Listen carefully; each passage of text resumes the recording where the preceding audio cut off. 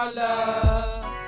She's up. Whole nother level of shit you can't even understand. What is good, my people? We are live back again with another episode of The Forecast. Now, our people have to realize we are in a war that has been going on for hundreds of years. We all know about the problem we have with unarmed black men and the police.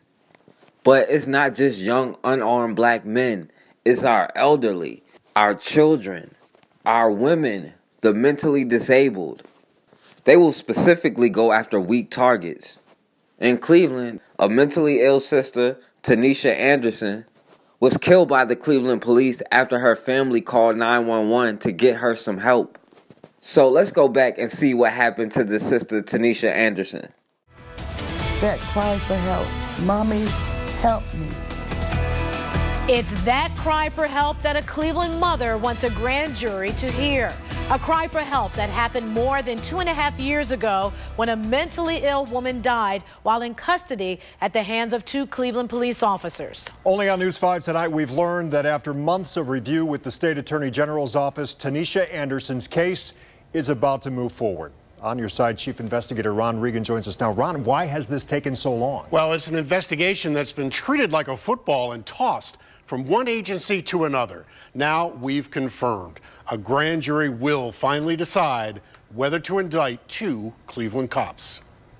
No parent, no mother should have to wait this long. Tanisha Anderson's mother is calling on the grand jury to remember her daughter's cry for help. Your daughter calling you for help.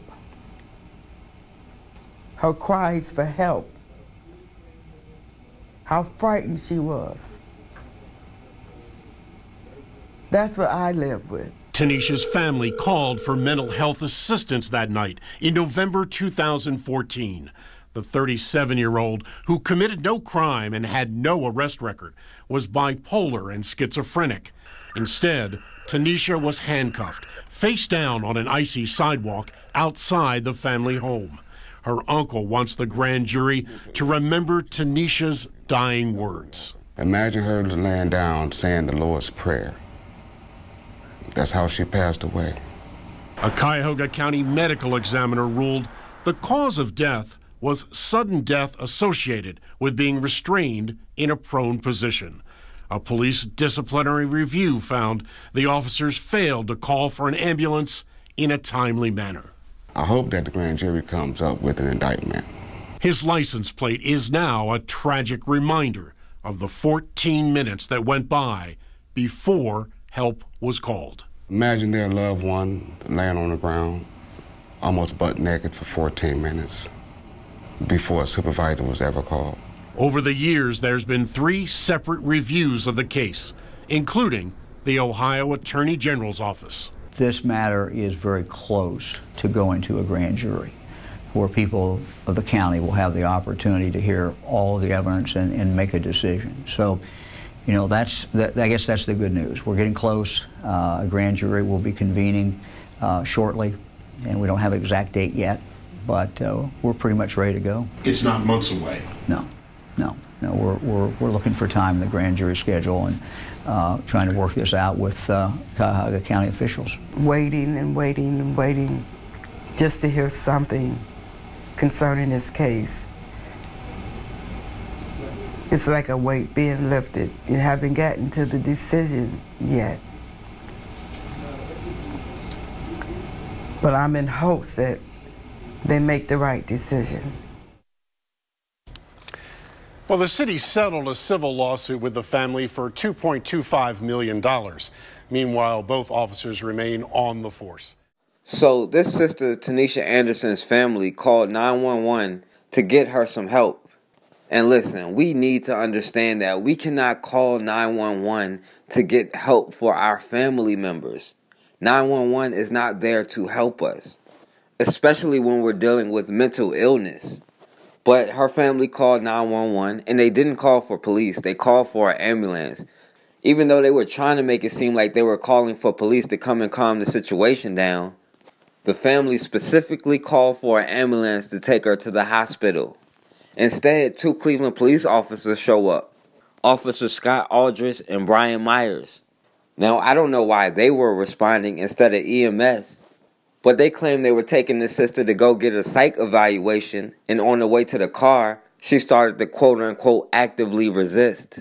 So when this mentally ill sister starts to lose it in the backseat of the police car, they decide to pull her out of the car, body slam her onto the ground, then repeatedly pushing her head into the ground and putting his knee on her back. Y'all know how the cops do. Until her body went limp and she stopped struggling, and then they handcuffed her. This sister, Tanisha Anderson, laid on the ground for 15 minutes, unconscious, before they gave her any medical help. And this sister never regained consciousness again. She died 2 hours later in the hospital. Beginning with breaking news at the noon hour, we now know more about how a 37-year-old Cleveland woman died after being taken into police custody. Good afternoon, everyone. I'm Leon Bibb. On your side, Chief Investigator Ron Regan joins us live in our newsroom. Ron, the final autopsy report for Tanisha Anderson has just been released. Well, that's right, Leon, and we've gone through this report, and here's what we now know. Tanisha Anderson arrived at the hospital at 11 minutes past midnight on November the 13th in full cardiac arrest. That's about an hour and 20 minutes after police first arrived outside her home at 10:46 in the evening. It was a call to get mental health assistance for Anderson. But the family said after Tanisha grew agitated, police threw her to the ground, handcuffed her, and placed a knee in her back. At 11:34, police called for EMS after Anderson became unresponsive. Today's autopsy report indicates Anderson had cuts on her left arm and both knees, along with bruises on her leg and back. She also had a fractured sternum that may be the result of CPR.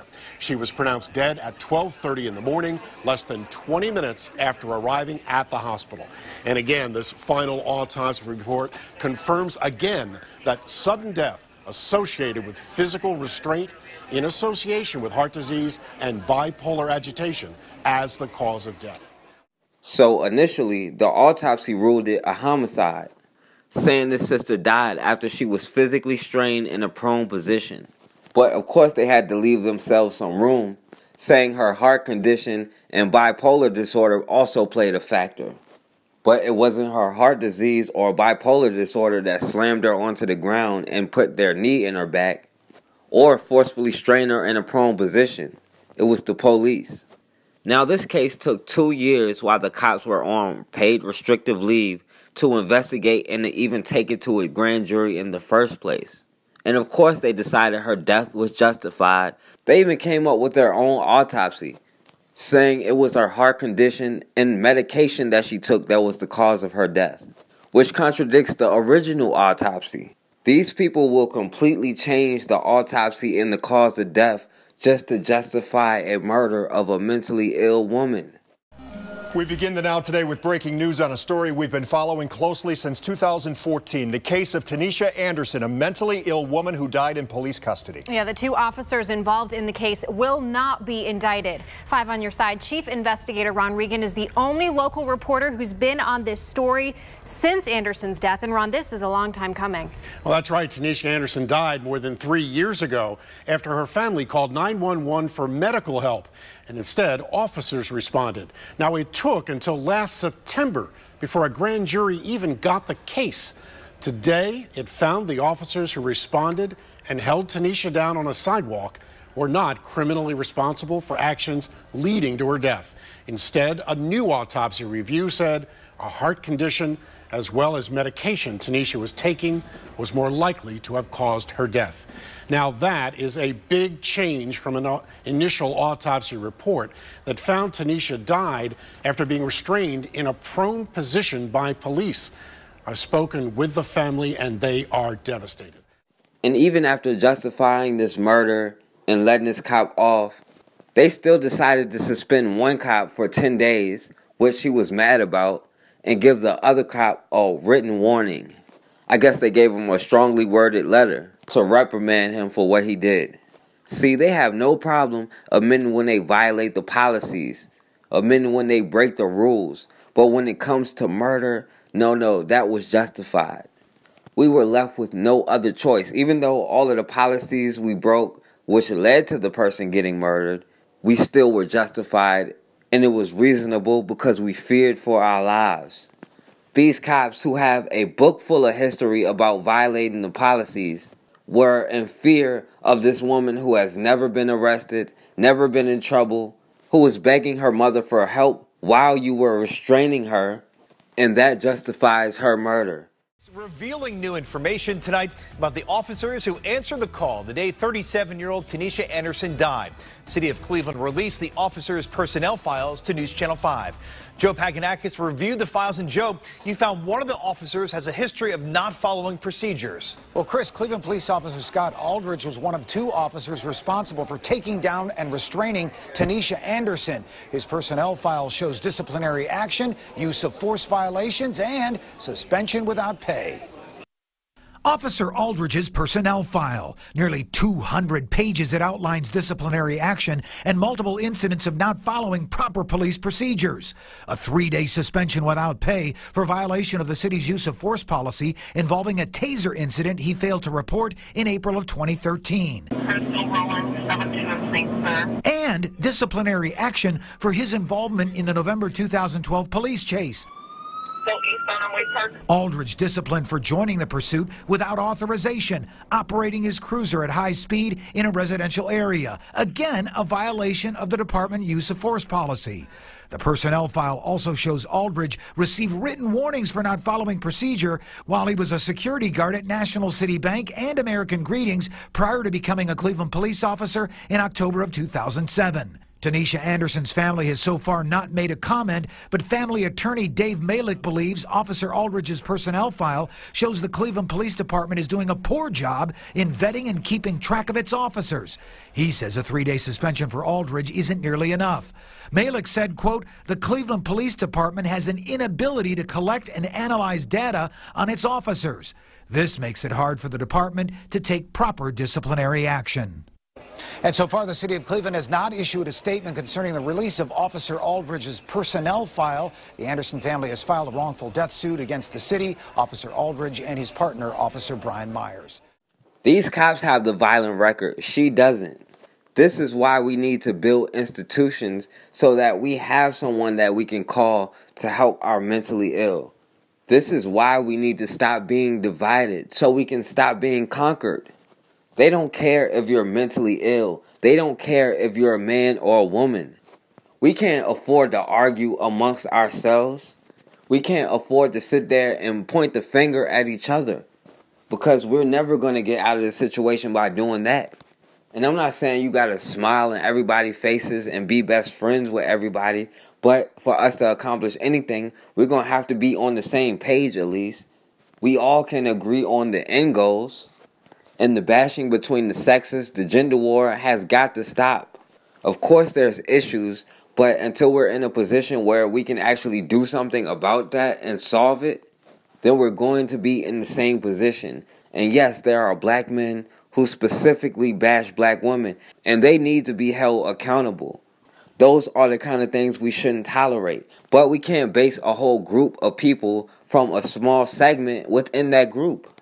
There's also a group of black women that bash black men, but do I think that's the majority of black women? No. We've been hearing stereotypes about ourselves for so long that we believe them now. We're shocked when white people believe the stereotypes about us when we believe the stereotypes ourselves. Not all black women are angry. There are many types of black women. Some are angry, some are happy, some are quiet, some are loud. Every group has a wide variety of different people within it. Yet we believe the stereotypes, but as long as we stay divided and stay on this tribalism mindset, then we're going to be conquered. At the end of the day, we're going to be subject to their rules, their laws, their punishment, and there's nothing we can do about it. They can tell us how to live, and we just have to live that way. Until we decided we've had enough, and we put aside our differences, then that's just the way it's going to be. Family's call for help turns to tragedy A woman with mental illness dies after police handcuff and pin her to the ground. When I lay down at night, that's all I see. That's all I hear. Today, after years of investigations, the officers involved are cleared in her death. Myself and the family cannot be free until there's justice for Tanisha. For more than 3 years, the Five on Your Side investigators have been looking into the case and the ongoing probe into Tanisha Anderson's death.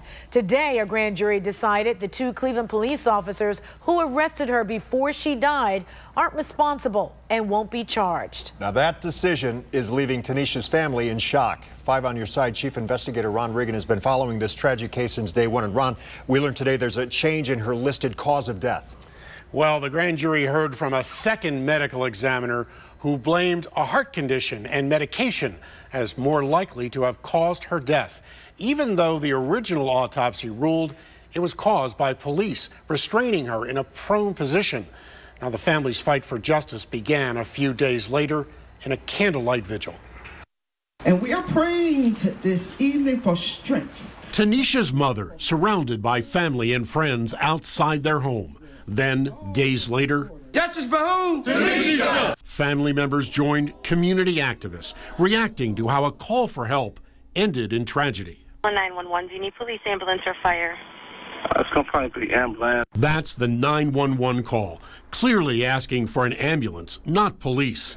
Family members of 37-year-old Tanisha Anderson say they called 911 for medical and mental health assistance. This police report we obtained says Tanisha was not violent. Even so, family members say police used what's called a takedown move.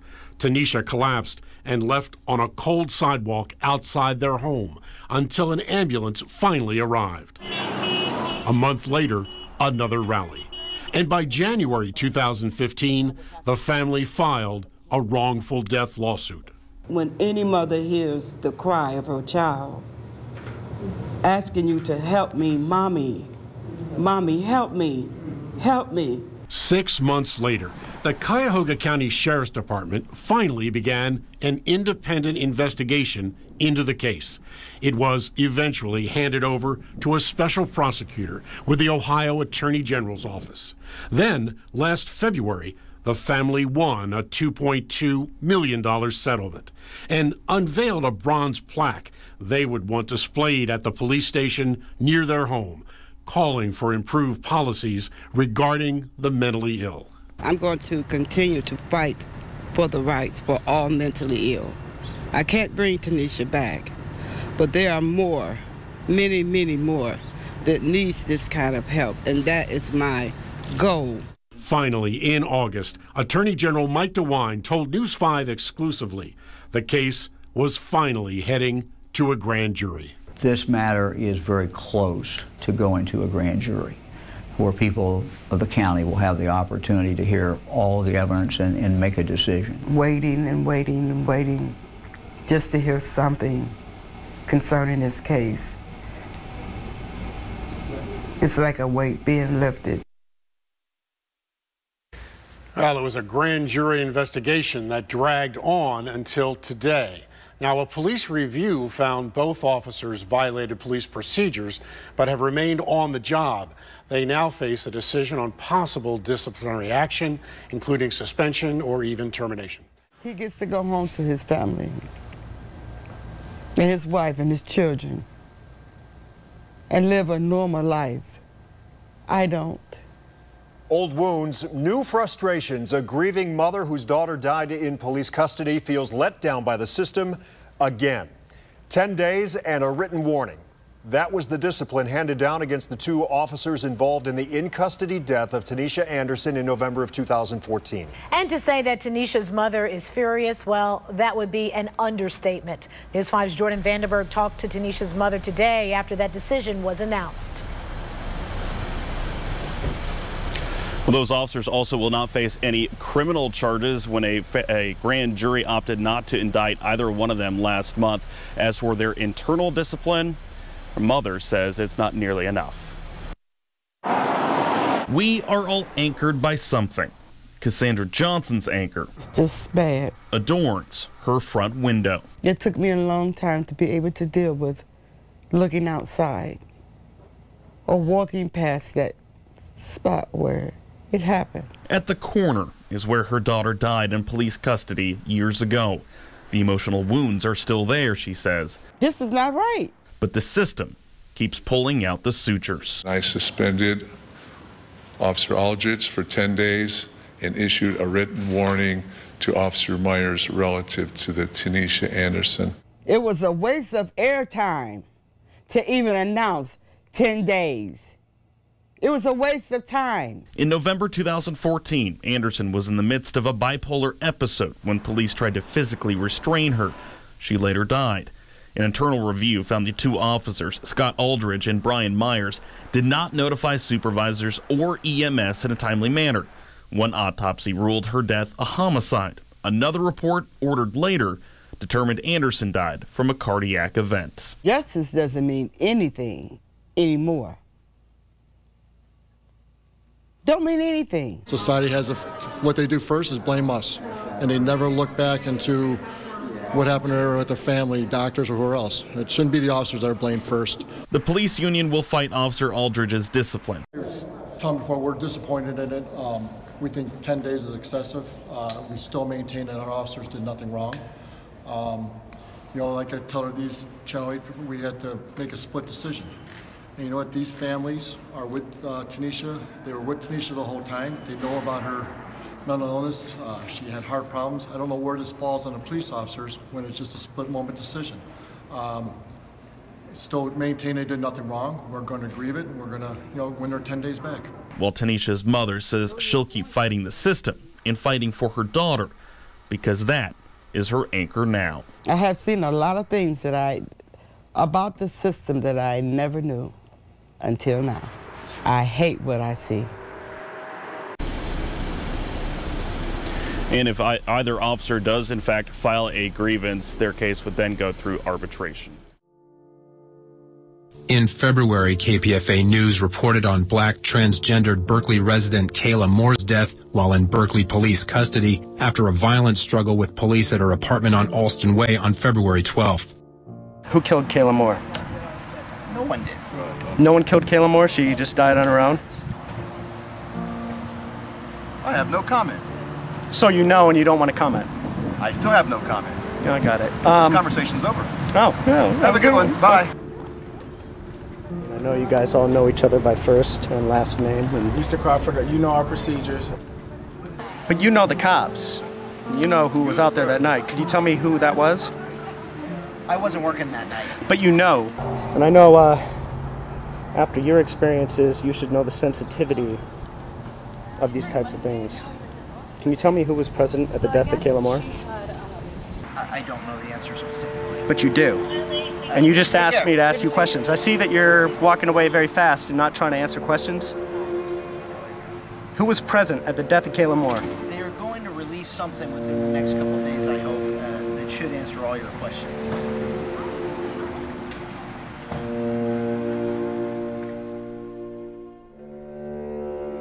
Outrage in Berkeley tonight after police shot and killed a grandmother.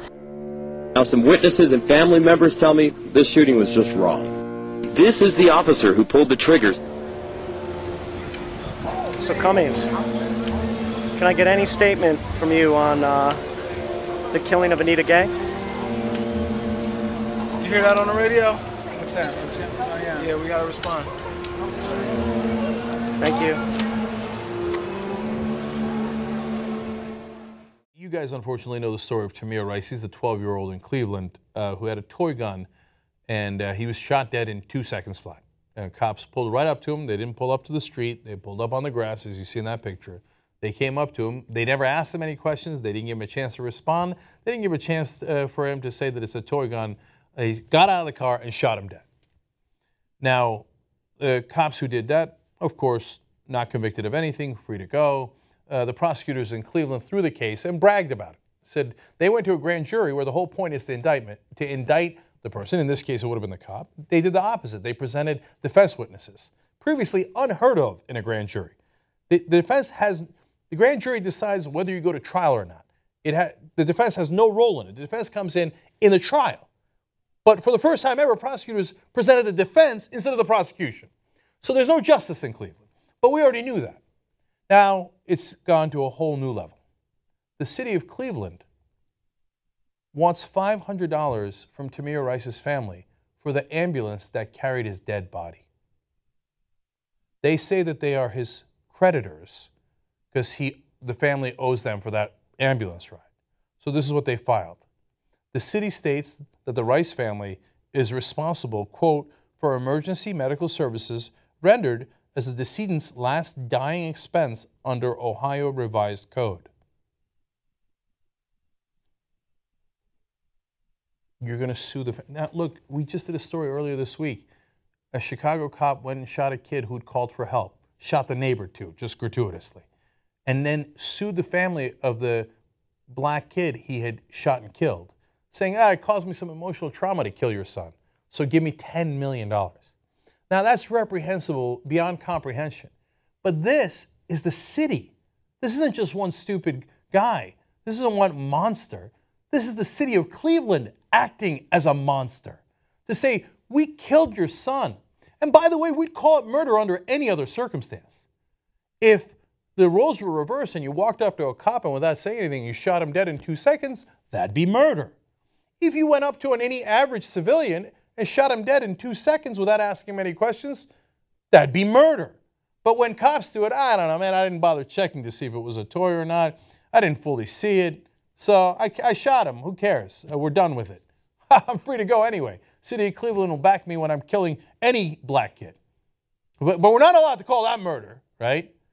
But now, on top of that, they're going to sue the family to try to get $500 for the ambulance that carried their dead son's body. The family lawyer said this adds insult to homicide.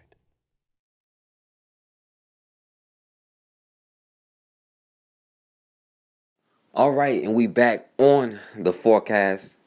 So after Stephon Clark, who was shot 20 times by Sacramento police, some of his messages or Twitter posts came out of him disrespecting black women, of him disrespecting black people, and apparently was feeding into that all lives matter rhetoric.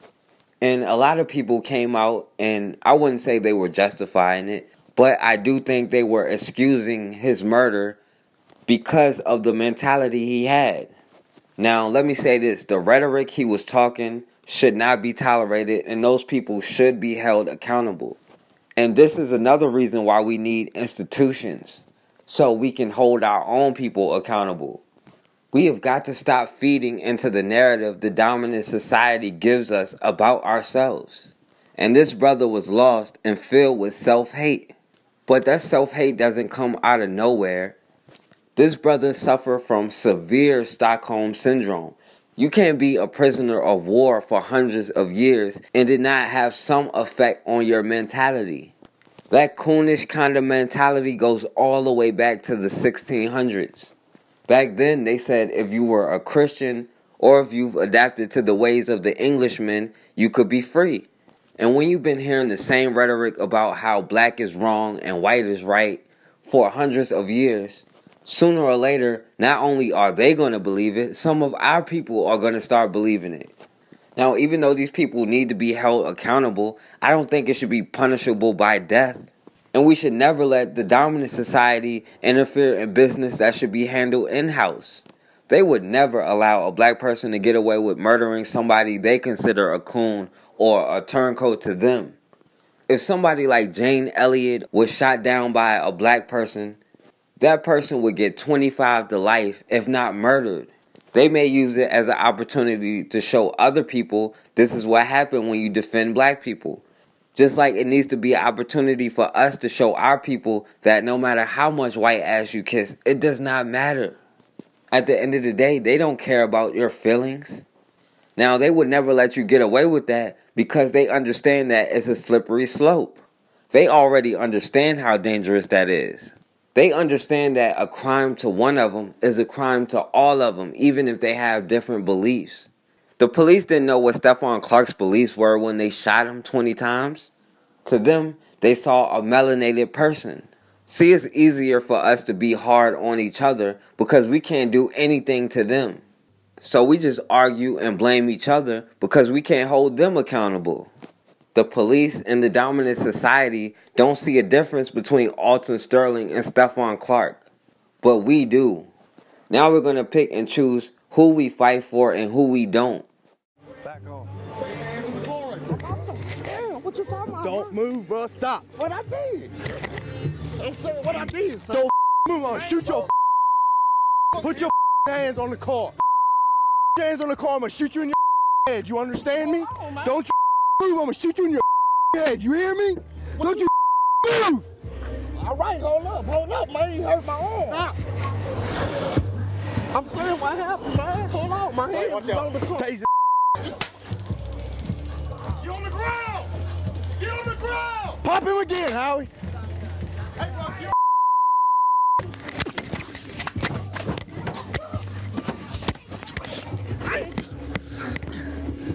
Hey, man.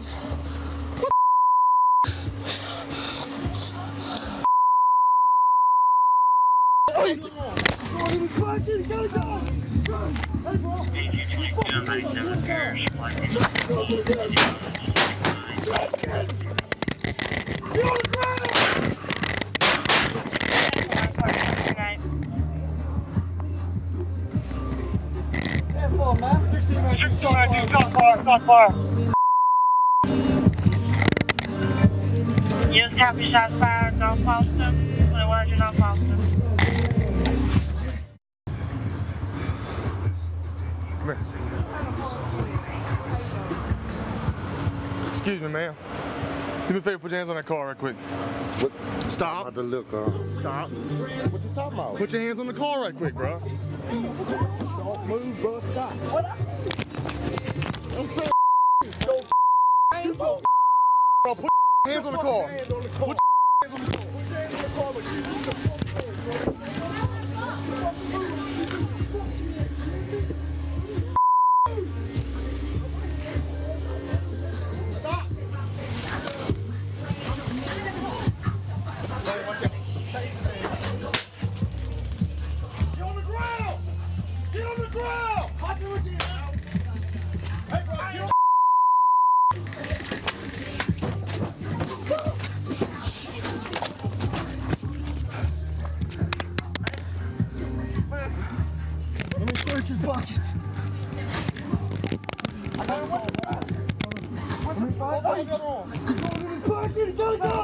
Hey, bro.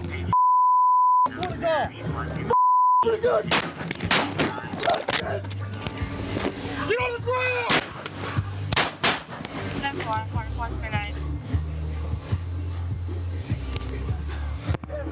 1619, shots fired, shots fired. Yes, copy, shots fired, North Boston. 2100 North Boston.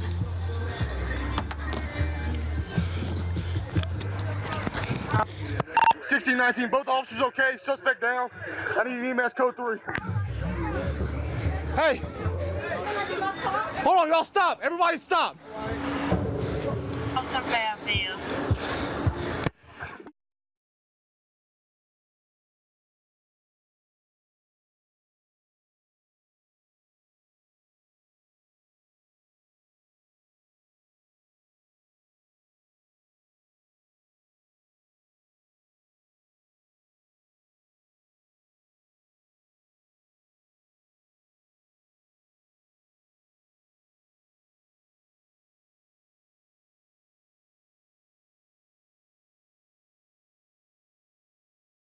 Alton Sterling was gunned down on multiple cameras with multiple witnesses, and they justified his murder.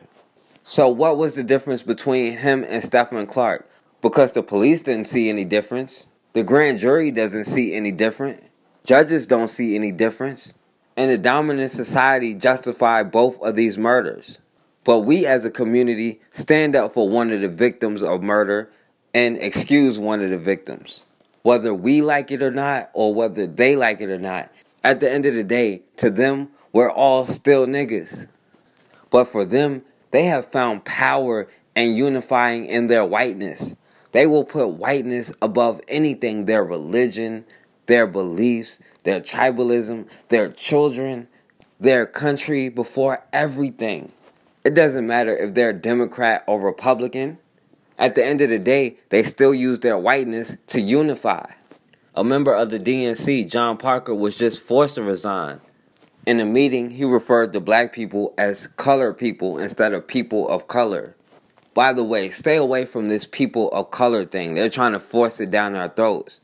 But he said colored people, referring to specifically black people instead of people of color, including a whole bunch of other groups, some of which participate with the dominant society and benefiting from our oppression.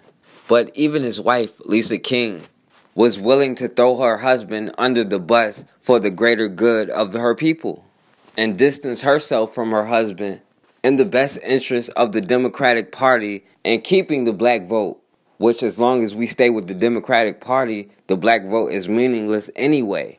Until we have our own party, our own candidates to run for office, our vote does not matter because we don't have anybody to represent our own interests. Because at the end of the day, their allegiance is to whiteness over everything else. Their marriages, their children, their religion, over everything else. And until we have that same mentality and respond with the same urgency, just look around. The threat of them losing power, and they are, is happening right before their eyes. But the threat of losing their power is causing them to go insane. And they're committing mass terrorism every week. I mean, that white woman just shot up YouTube. And as much as they try not to talk about it, believe identity politics has something to do with it.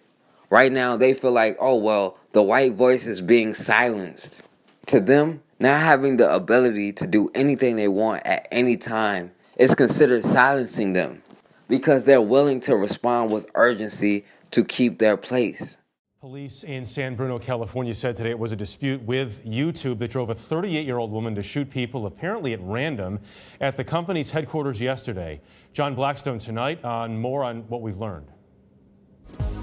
Online, the shooter, Nasim Aghdam, had already expressed her anger at YouTube. I'm being discriminated and filtered on YouTube, and I'm not the only one. She had been a prolific contributor to the video sharing site, posting videos on fitness, veganism, and animal rights. Police say Aghdam had a 9mm semi-automatic handgun that was registered in her name. She visited a shooting range yesterday morning before going to YouTube. Police said the shooter wounded 3 people in YouTube's open courtyard and then killed herself. Investigators covered her body with a yellow tarp. Is there any suggestion of terrorism involved in this at all? Well, we know that she was upset with YouTube, and we've determined that right now that's the motivation that we've identified. Last week, Aghdam's family reported her missing from her home in San Diego. Then yesterday morning, hours before the shooting, police in Mountain View found her sleeping in her car about 25 miles south of YouTube. They alerted her family, and Aghdam's father says he warned officers she had a grudge against YouTube. But in a statement, the police say at no point did her father or brother mention anything about potential acts of violence. We received information that she may be in this area because she had a dispute with YouTube, but there was no information that the officer received that to suggest in any way that that dispute would act out in violence. Investigators today visited family homes in Southern California. ATF agents spent more than 14 hours inside her father's house searching for evidence. According to relatives, Aghdam came from Iran as a refugee more than 2 decades ago. YouTube has not responded to our request for information about Aghdam's history with the company or whether any of her videos were blocked. Today, Aghdam's family released a statement in which they said they wanted to express their sorrow and regret for what has happened to innocent victims. One thing we have to learn from them is give me liberty or give me death. It's a reason why they protect the Second Amendment so hard, while at the same time making sure those Second Amendment rights don't apply to us. But until we can respond with more urgency than they have to keep their position and put aside our tribal differences, put aside the gender wars, put aside our beliefs to get to the ultimate goal, then we will never get there. We will always be under their jurisdiction, their laws, and subject to their punishments. Well, nearly 2 years after his death, police in Baton Rouge, Louisiana, released body camera footage of the encounter with police that left Alton Sterling dead. And while the officers are cleared of criminal wrongdoing, one has been fired and the other suspended. We want to warn you, the video you may be seeing is disturbing. Here's Mark Strassman. The body camera video begins as two officers approach a convenience store after receiving a 911 call about a man selling CDs and threatening someone with a gun. It shows one of the officers holding a gun to the head of Alton Sterling. Put your hands on the car. Sterling repeatedly asks what he's done wrong. All right, hold up, man. You hurt my arm. I'm saying what happened, man. Hold on. The struggle goes on. The officer repeatedly tries to use his taser. Get on the ground! Get on the ground! Pop him again, Howie. Moments later, one cop screams, he's got a gun. Suddenly, 3 gunshots followed by 3 more. Police say that Sterling had reached for the .38 caliber revolver found in his pocket. They can be seen here taking the gun to a car. I never feel like I will get justice, to be honest with you. Earlier this week, we spoke to Quintella McMillan, the mother of Sterling's oldest son. What do you think that video is going to show, the security camera video? I'm hoping that that video shows us more than what we just seen from the personal cell phones. I'm hoping that it can actually show that the right hand, yet they still saying was not visible. So if it's not visible, then how can you say he's reaching for something? But federal and state prosecutors decided against filing criminal charges in the deadly shooting. The investigation by the Attorney General was crap. A regurgitation of what the DOJ did. Newly released toxicology reports showed Sterling tested positive for cocaine and methamphetamine. Is there anything that would make you more at peace with this? I'd be more at peace if they're fired. Baton Rouge Police Chief Murphy Paul announced late Friday the termination of Officer Blaine Salamone, who fired all 6 shots. Officer Howie Lake was suspended for 3 days. The police chief's other message to the community? Please stop resisting. People here now have their chance to study the fatal confrontation and the most complete and raw view of Alton Sterling's last minute of life. So there's a nurse at Kaiser Permanente who was recently fired for speaking out about the Stephon Clark case. She posted to social media that she thinks instead of protesting for Stephon Clark, we should protest every time a black person shoots somebody. These were really inflammatory comments. Social media went wild. Kaiser Permanente saw them and said, you gotta go. So she was fired on March 30th. A GoFundMe page was put up in her name very soon after that, asking for a goal of $25,000. You can see it right there. There she is. Right. And guys, today she's only about $100 and something shy of her $25,000 goal. What? I'm not even joking. She's $5 over right now. Oh, she just got, look at that. And it's going quick. This happened in the last 10 minutes. It's incredible to me. Does this surprise anyone? Because it doesn't surprise me. Well, that she was fired, or no, that people are funding. Yeah. People, like I said, people have their opinion and they're going to take the side. If you're not for the BLM, Black Lives Matter movement, right, and people pushing forward on that agenda, if that's what you want to call it, then you're going to want to fully support the other side to prove a point. So raising $25,000, sure, I'll throw my money at that this time, more so than I will for anything else, because I'm just furious that people are out there blocking the streets. I'm furious that people are calling our, police force or law enforcement, bad names or whatnot. So this does not surprise me. Okay, so that number, $25,000 divided by 592 people in 4 days is about $42 and some change for each person. But I saw on there $1,000 donation, 2 $500 donations. This isn't money that's easy to come by, especially in a middle-class state working town that we live in. Right. Yeah. She's from Folsom. She was working at the Roseville Kaiser Permanente. Right. I'm interested in how people are so passionate to give so much of their money. And I think people are going to jump in and say, this is a violation of First Amendment rights. However, you are allowed to say whatever you want in this country, but it doesn't mean someone has to keep you employed. That's true. That applied to 20 colleges and got into every single one. Michael Brown is his name. You're talking Yale, Harvard, Princeton, literally all of them. But this has sort of brought on this, and he got full rides to all of them. Full rides. So he has this pick, right? The video went viral, all this stuff. So it has sparked the discussion, though, of how many schools you should apply to. And do you think it's a little ridiculous that this kid applied to 20, taking away a spot and basically waitlisting another kid? Yeah, well, probably most people won't agree with me, but I actually think it's ridiculous to apply to 20 schools. I do. I am urging my children not to. Yeah. I mean, he could have applied to 5. He would have gotten in all 5. It would have been equally as impressive. 10 would have been impressive. And you can Google as many articles as you want. Admissions officers will say on average you should apply to 4 to 8 schools, right? So do you think this is a little obnoxious? I think it's a little obnoxious because you can only go to 1. Right. You can only take 1 full ride. And you are taking a spot from someone else who worked really hard. But Holly, why not? The kid could get into. But if you don't take it, the full ride goes back into the pot, right? Oh yeah. The best thing about this story, which I stand on, is that 19 kids come off the wait list. Right. 19 other kids are going to get it. But 19 kids also had really sad days, and their parents talked them off the ledge when they didn't get it. What's weird is that this is the conversation I'm always having now with my kids who are looking to go to school after high school, college, and I'm like 5 schools. Yeah, I think 5 schools. But there is the math. I found this article on Prep Scholar, and they say if the more selective you want to be, or the more, I guess, selective colleges, that number goes up to 15. It can go up to 15, but they really say, if you say, look at it this way, around 8, you should have like 3 target schools. Yeah. Those schools you're probably going to get in. You may not, but you're probably going to get in. They're definitely in your range. Have 2 reach schools. Those are ones that, you don't. Right. You may not, but who knows? You may. And then you need 2 safety schools. Right? I mean, that would be, but I think this kid obviously knew he was super smart. So is he going to put that, I know, but is he going to put that on his application? This takes nothing away from him. Clearly, he is amazing. You know what I mean? Clearly, this child is amazing. But on every job interview he does, I got it. By the way, I'm that kid. And I got 24. That's what I would be saying, yes. I don't know if you saw the story about me, but...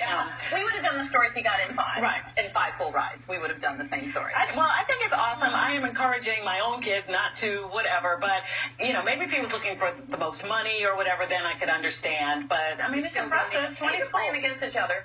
There is an application fee for everyone, that's why I'm saying 5, but that's, clearly not my situation. But. Another teacher using the classroom as a place to share their political beliefs, this time slamming President Trump's Make America Great Again motto. Take a listen to this.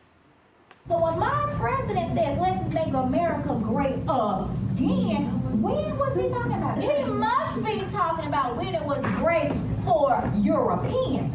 Because when it comes to minorities, America has never been great for minorities. Wow, that is just a slice of a 15-minute rant from that teacher. And this all taking place at the same Georgia middle school where another teacher assigned students to write anti-gun letters to Congress, as we reported on this show yesterday. So here with more is the student who recorded that audio, 6th grader and former Hampton Middle School student, Josie. How do you pronounce it? It's Ordiwela? It's Ordiwela. Ordiwela. It's Cuban. Well, it's a beautiful name, and thank you so much for being with us. You are a brave young woman. You were the one that recorded this rant. It was your teacher. Why did you do that? Well, we were about to watch a movie for the first day of Black History Month, and then as soon as the movie had started, the teacher paused it, and she said that earlier that day she had read a poem called America for You is Not America for Me. And then she said that this kind of reminded her of Donald Trump's slogan. And then she turns at the class and goes, hey, do any of you know what Donald Trump's slogan is? And then everyone said, Make America Great Again. And then a few seconds later, she started saying that maybe when he said that, he was trying to bring back segregation. So like right after that, I instantly knew that my mom is going to love this, and I needed to record it, so that's what I did. Wow, so you recorded that. So clearly the rant had been going on well before you actually recorded it. You went home, gave it to your mom. What was her reaction? She was in total shock, and then she just like looked at me, and then she looked at the phone, and then she asked me to turn it up some, so I got on my editing apps and I turned it up, and then she said, Josie, and then I'm like, keep listening. So then she kept listening, and then she said, how's it getting worse? And then it just kept getting worse and worse, and then she was like, this is unbelievable. Well, Josie, in part of that rant, she addresses you and all the students in that class. Let me play just a little bit of that. What? Somebody else look at yourself in the mirror. look at your ancestry in the mirror before you start saying you're bad, and you're bad, and you're bad, so you can't come. Because you happen to kill a few people, but guess what? My people have killed millions. Not a few. Millions upon millions upon millions of people, babies included. Talking about killing babies, how did that part of her rant make you feel? Well, it made me feel like that I had done something wrong, even though like I knew that I didn't. But she just like made me think that I did, because she was just the way she looked at me when she said it. She looked at me like this, "You're bad." And then it was just like really awkward, and then I just felt so bad after that. Right, and you think about the role of a teacher and the impact that they have on your life and everyone in that class, and just how unfortunate that moment was. How did the other students around you feel about this? Did you talk to any of them about it? I didn't really talk to any of them about it. They just like, everyone in the class is a child except for the two teachers that were in the classroom, but they were all like looking off into space. They were being confused, and like they were like, huh?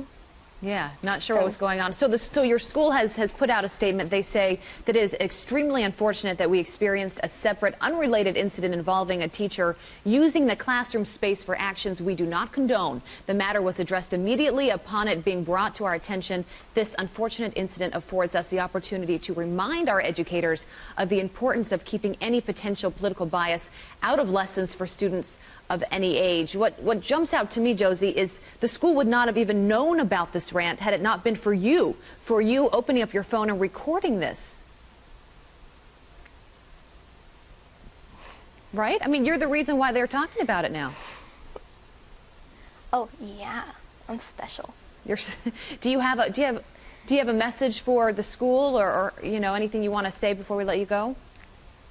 No, not really, but I'm just kind of like disappointed in the fact that that teachers have like such a big impact on kids, and like as a child, I know that you have to believe what adults say, because like they're the adult and they like know everything, right? So like I know that she was probably using that just so she can like just have more people, I guess, on her side. I don't know how to say that. Get out her own anger. Well, we appreciate you being here. You are a brave young girl. I know that's not easy, so it's great to have you on this morning, Josie. Thank you so much. So you have this 6th grader, and she's in social studies class, thinking she's going to learn about American history. You'd think. And all of a sudden, the teacher goes on this 15-minute rant about President Trump, so the student decides to record it. Take a 6th grade student. Listen to this. Take a listen. Maybe he's talking about it was great during segregation in 60s. Maybe he's talking about the 70s. When we had the Black Panther movement, because people were still not being treated equally. Maybe he's talking about the 90s, when we had police officers beating Rodney King in the street. Then we had the 2000s, and we still having the same issues. So when my president says, let's make America great again, when was he talking about? He must be talking about when it was great for Europeans. America has never been great for minorities. And even now, it makes me go, when I'm trying to figure out when was it great. So again, that was recorded on a 6th grader's phone, who happened to turn it on when this teacher of the 6th grade class was giving this rant. Sounds like she doesn't want to be living in this country to begin with. Yeah. I mean, it's and to think that these are the people that are educating these young kids. I mean, I give it to that student who has this phone and wants. How many other times this goes on that we don't know about, where they don't put on. It makes you mortified as a parent to say, I'm submitting my kids to public government schools where I want to believe that the teachers are there above board, you know, teaching civics. Now it's social studies. It used to be civics, but we've changed in that direction. This is also the same school where they were given an assignment apparently recently to write about why they should be for gun control. And one of the parents, we had him on the program yesterday, called out the fact that why are you giving an assignment to my kid to give a political perspective as opposed to having a fair and So balanced we have a debate. statement from the school district. There's a J.D. Harden, communications coordinator from Henry County Schools in Georgia. Quote, "It is extremely unfortunate that we experienced a separate, unrelated incident involving a teacher using the classroom space for actions we do not condone.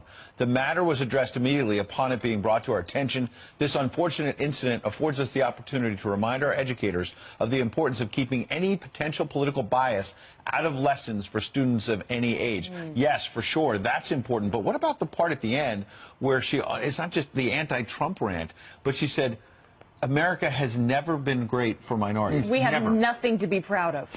Tell that to minority entrepreneurs all around this country that are living the American dream. And how many are trying to get over here to live in this great country, to have those opportunities, Absolutely. right? The irony of that. Well, we're going to have... Yeah. Have there been horrible mistakes? Were minorities kept down for a long time? Absolutely. Of course. Address it. Talk about it. Talk to the students about it. Yeah, but that's part of history. It's part of history. But there are minorities now who are succeeding in this country. Big time.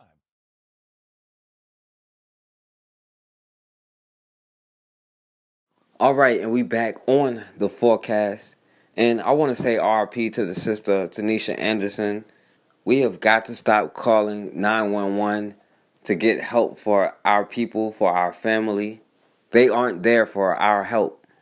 This is why it's important for us to build institutions, to be able to protect ourselves, to be able to have our own police, to be able to build our own schools, to have our own hospitals, to have our own source of food. And we can easily build these institutions. We have the blueprint. Right now, we can easily select a board of successful businessmen and women strictly to fund and help grow black businesses. That way, we can put black businesses that already exist into our neighborhood so that we can support them, and we wouldn't have to go to other people for loans to start new businesses. And the more businesses we have, the more jobs we can create, the more we can keep our dollars in our communities. And there's no excuses. We already give so much money away. We can all contribute to it. Whether it's $1, $5, $100, $1 million, whatever you have. But that's why it's important for us to get over our tribal issues, for us to get over our gender issues. Most of the problems that we have were created by the dominant society. We build our own society, we create our own rules, our own government, our own way of life, and you take away most of the problems that we have in our communities. But right now, we can't even agree on what to call ourselves. But until we can get on the same page, and we're not that far off, we all agree that we need to protect ourselves, we need to protect our children. We all agree we want our children to have the best possible opportunities they could have. But until we put aside those differences, then we'll continue to be in the same situation and the same things will keep happening over and over and over again. So, as always, man, we have got to start standing for something or we're going to keep falling for anything.